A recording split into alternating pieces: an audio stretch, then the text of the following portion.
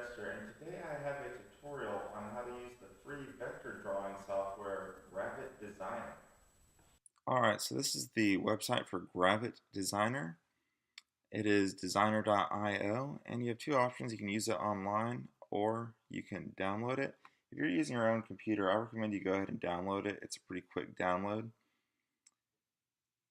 and it helps you access the files in your systems on your actual computer.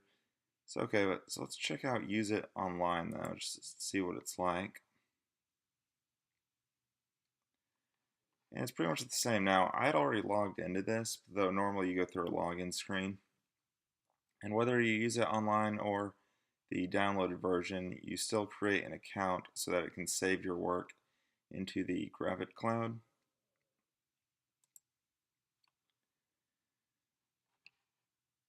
Alright, so now let's check out the desktop version. Okay, so when you first start, it has some pre-made canvas sizes you can use, such as an iPhone. It could be pretty useful, or maybe if you're designing a web page. I usually though go 12 by 16 inches. Make sure you take note of the unit over there. Alright, so here we go. Now a couple settings you want to make sure you use. Always turn on snapping. I'll demonstrate that later. Then under view and canvas, it saved my settings from a previous session, but ordinarily sometimes the ruler is not there. I always like to see the rulers. Also, you're going to want to make sure you have guidelines. Grid, you kind of use it as needed, and then I turn it back off. So mainly for sure though, you want to have rulers and guidelines. The others are up to you. This way, because vector, you don't have a good idea of just how much space something's taking up. Even though a lot of times I use alignment tools, it really helps you get off to a better start. Alright, then one extra thing you can do is you can actually, say you have like some type of image you want to put in the background, or sometimes if there's like a template you're supposed to follow. One thing I commonly use for designing coffee mugs is they have this. In order to have, there's the coffee mug there. In order to place it in the center when the handle is directly to the side, you place it here. Again, that was from File, Import, Place Image. You can also add fonts too. If you downloaded a font from the internet, there's plenty of fonts in this program already.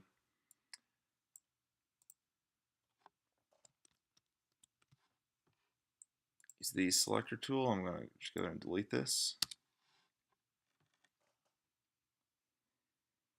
Alright, so one thing you notice over here is under libraries, they have some pre-made shapes for you. This can be pretty valuable. I like it for the circles and squares. For the circle, it's already a perfect circle. The other way to create a circle is with ellipse. And you can in order to get it perfectly a circle, you have to go over and edit the dimensions.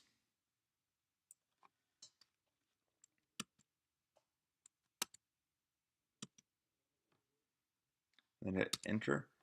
And if you're ever getting anything kind of on, like it's throwing things off, this keep ratio value may have been checked. So in order to be able to type into both of these, make sure that is unchecked. Alright, then to color a shape, you go down here to fills. Got some standard colors here. So let's just add on orange. And then under mixer, you can darken it up. The heads up, one problem with that is once you darken it, it changes it. Now it's just more like even darker. So that's one feature I don't really like about this. So I'm going to undo that. And then also in colors, let's say, I don't really ever use this because it's just so imprecise. They also have a little slider you could use. But what I personally prefer is to use a hex code. And I get those from the material design website. Now, there's lots of these out there. These are standard values. I'll post this link in the description. And it actually scrolls you, it's kind of a long web page, but it brings you right here. And you can just kind of scroll down and look at some colors, find one that you like. I'm going to go with this green here. I'm going to Command C that.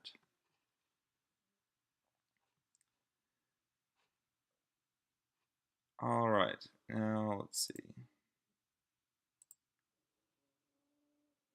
Let's get back into Gravit. Alright, so just highlight this whole thing, including the hash symbol. Now I'm going to Command V, copy that in, hit Enter, and now I have a green circle. Alright, then another thing with shapes is these shapes are kind of in a different order. And you'll notice that over here on the Layers tab, it's saying that the rectangle is on top, followed by these two ellipses. I'm going to put the, so what you can do is say you wanted this orange one up front as what they call on top. You right click, arrange, bring to front.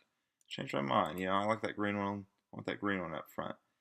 And you can do it, you can also move it one at a time with bring forward, and as you see the opposite of that, they have send backward and then send it back. Green one though is now in third, so now I have to do this twice. And then using this select tool, you can highlight them all and move them as a group, or you can just move the individual shape. And let's say, you're like, oh, what am I going to do with this design? You can just highlight them all and hit either delete or backspace.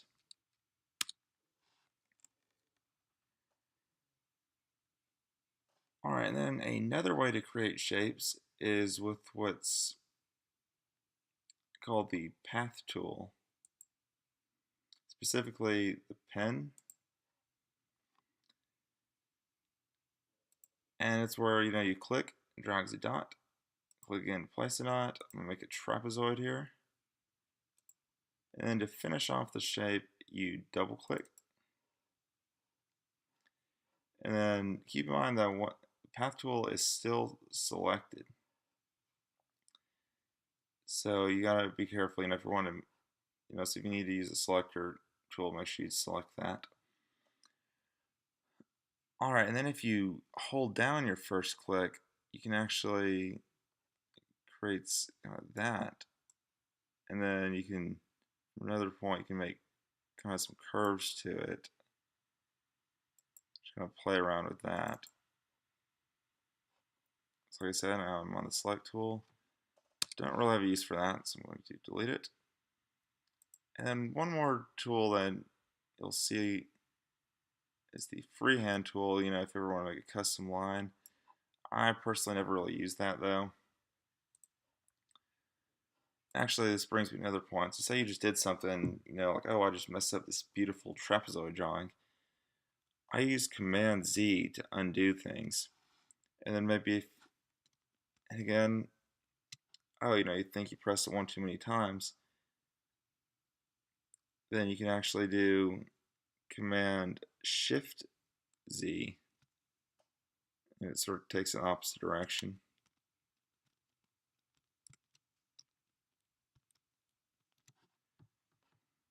Okay, so after hitting that a few times, now I'm just going to delete everything.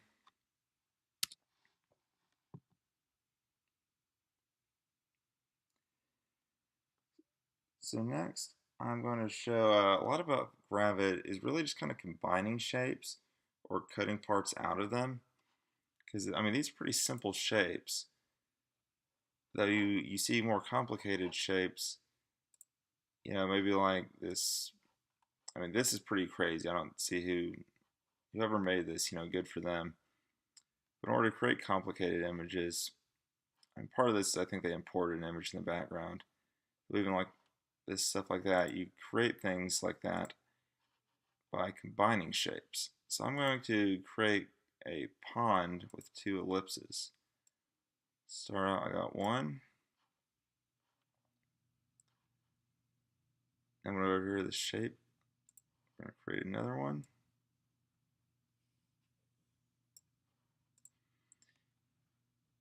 And one useful thing you can do is combine these together.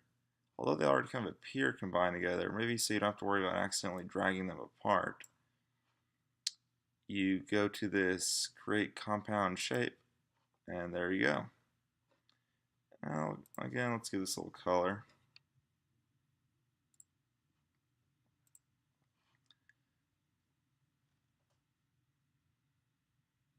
Alright, and then one thing too, maybe if you want to put a gradient effect on that, is you first click on it, then go down here to More, and they select Overlay. And there we go. Now that's kind of dark. Now if you're on a white background, you can use this blend property, but the problem with that, if you're using a transparent background or something else, then it kind of blends it in with that. What it's really doing is it's kind of full color over here, and then it's becoming more and more see-through. Just commanding Z out of that. So that's the gradient feature. And you can kind of adjust this opacity a little bit. Let's see what 10% looks like.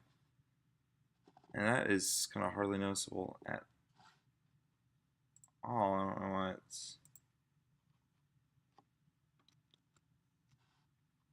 Oh, I was on the fills feature. Whoops, my bad.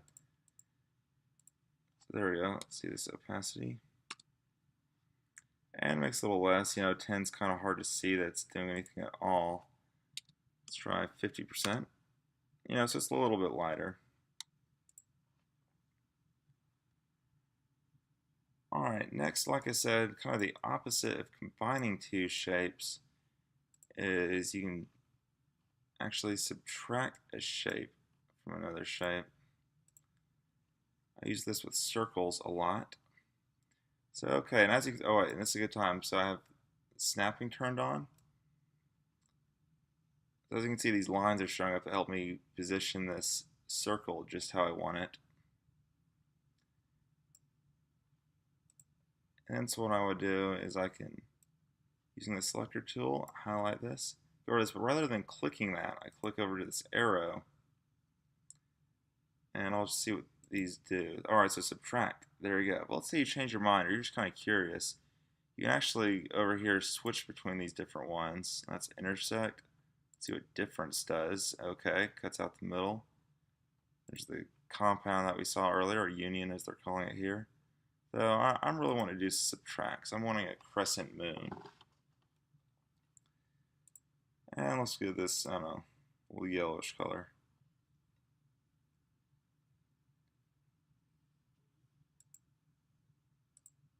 Alright, and then go over to this color adjusting, just the brightness, kind of just how much darkness or bright it is. This contrast has a pretty similar, kind of a similar effect. Of course, you can also adjust the hue over here. Saturation is kind of how much of the color they put in there. Usually they'll just, you kind of just leave this in the middle and not mess with that much. Alright, so now I have my crescent moon. And I'm going to delete this lake. It served its purpose. Next, I'm going to show you how to round some corners, because maybe you're creating an app store icon. You might want some rounded corners. So what you do for that is, normally where the select tool is, you select this little arrow, and you can change one corner at a time with this sub-select tool. I want you to just kind of draw a little square over that.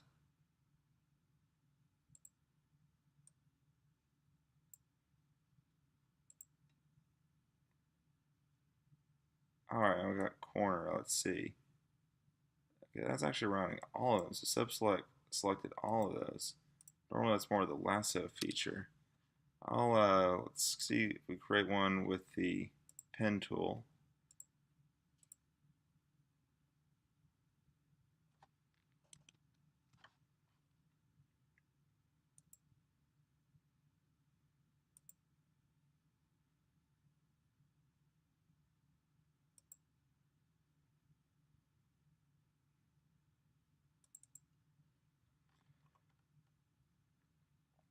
Alright, let's make this a square. Get a 5 by 5 square. Actually, let's make it a little bigger than that. Let's go see what a 7 by 7 looks like. There we go, and make sure okay, so I've got that, and I'm still on this sub select. Highlight just that corner. I can round it because just draw that. Okay, that's one thing. Not a huge fan of Gravit. It's not real clear. Sometimes it's kind of weird. All right, here we go. Now I got corner. So this corner radius, and as you can see, that can happen pretty quick. Okay, so it's that, or maybe you want to round all of these at the same time. So instead, use this lasso tool. Draw a little circle around it. That just got those two. That's probably not going to work real well.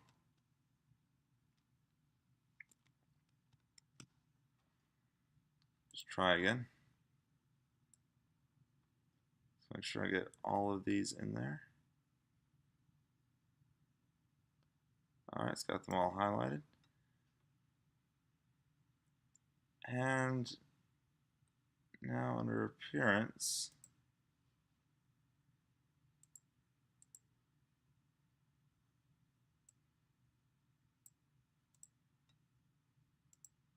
take down auto scale corners.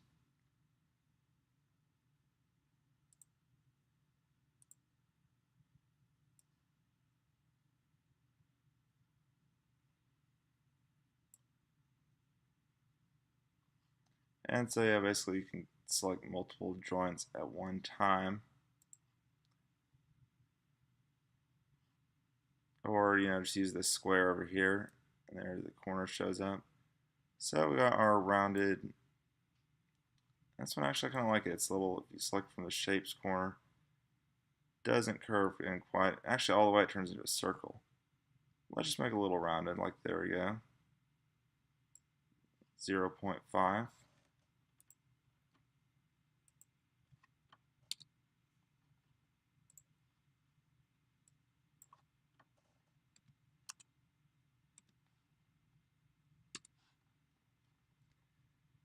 Now let's change the color of this again.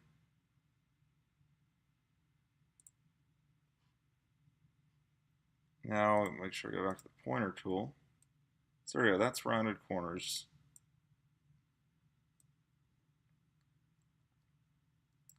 Alright, now this is a good point where we can demonstrate how to make things symmetrical in this.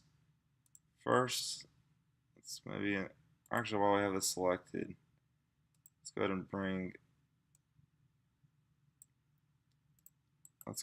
this to front. So we're going to arrange, bring to front, because we want our crescent moon on top of this square. Okay, and then so if you just select this over here, you can go ahead and align some things. So I want this in the center, and maybe I want it centered vertically as well, or centered horizontally, I should say.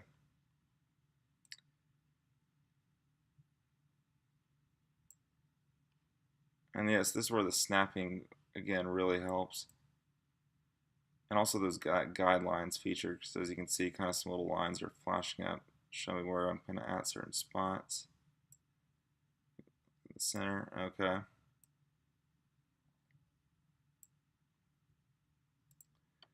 Alright, so this could be, a very simple app icon. And then we have everything is symmetrical.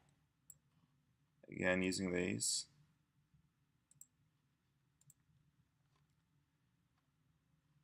Alright, and then it's also where maybe you could show the grid if you want, but good luck counting all that. Okay, then one last important thing that I do use a lot is text. So it's kind of like, you draw a little text box. Let's just say moon. Starts out pretty small though, you're going to want to adjust that. So go over here, and here's the font. Open Sans is a pretty good font for the default. It's from the Google fonts. If you had imported a font, you'd find it here. Or we got the various system fonts. This is kind of where you would find the common stuff that, maybe we're used to more often, like Comic Sans or whatever. There's a lot. Or Helvetica is pretty popular. Just, if you wanted bold. No, I've noticed a lot of fonts don't have bold. And of course, there's the font size. A lot of times for things, I find myself, really typing in kind of large numbers. Let's go 60px. See what that looks like. Okay, actually, let's go a little larger than that. And when you type in px, it defaults to pt, so you can do either.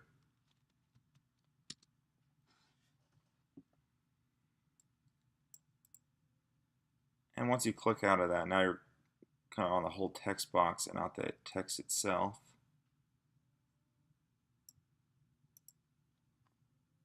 And there we go, so that's text. And so those are the basics of how you use Gravit. Depending on your situation, normally like when you go to save, it'll default to save to cloud. You can also save to file. So whichever one you click though, like let's say I do save to cloud, it brings you to your account page. So I'll just go save to file. And it saves as this .gv design. That is not really what you'd submit a finished product in, but for work in progress, you can use that. Now, although this is a vector program, a lot of times, like if I'm submitting a design for a t-shirt, what you have to do is you have to export it as a PNG that has 300 dpi. Don't just select one of these though, if you have a particular setting. If you just care about, like, okay, for a finished vector product, you would use this .svg file type. And what vector is for, so if someone could like expand this out and it never gets blurry. Pretty cool file type. But anyway, so I'm right now though, I want a 300 dpi PNG. So go over here, and then for size, there we go, 300 dpi. Oh no, keep in mind this has a white background. So like let's say I wanted a transparent background. What you can do is go to, actually no, whatever the color is, it doesn't matter. Like this could be that, fuchsia I believe is it's called. Doesn't matter what it is, you just change opacity to 0%. And now this means it's transparent.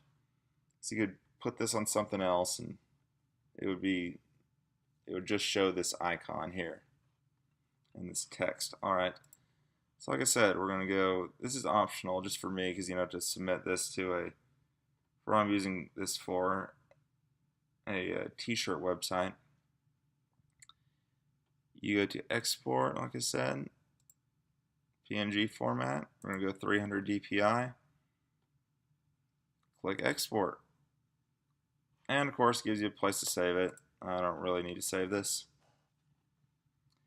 And one thing that I've personally used Gravit for is, like I said, I designed a shirt. It is for sale on the website chugzone.com. Here it is. Now, this website's really more about being creative and expressing creativity. Though, playing on the word chug, created this Just Chug It shirt. And I drew this solo cup in Gravit. So that was pretty fun. Remember, a lot of using Gravit to draw is really using simple shapes as little pieces in a bigger picture. Whether that's cutting parts out of those shapes or stacking them together in a different way. In a way, you just have to be creative and keep trying. The best way really to learn to use a drawing software is to actually draw something. Now don't get frustrated, Gravit is not the best software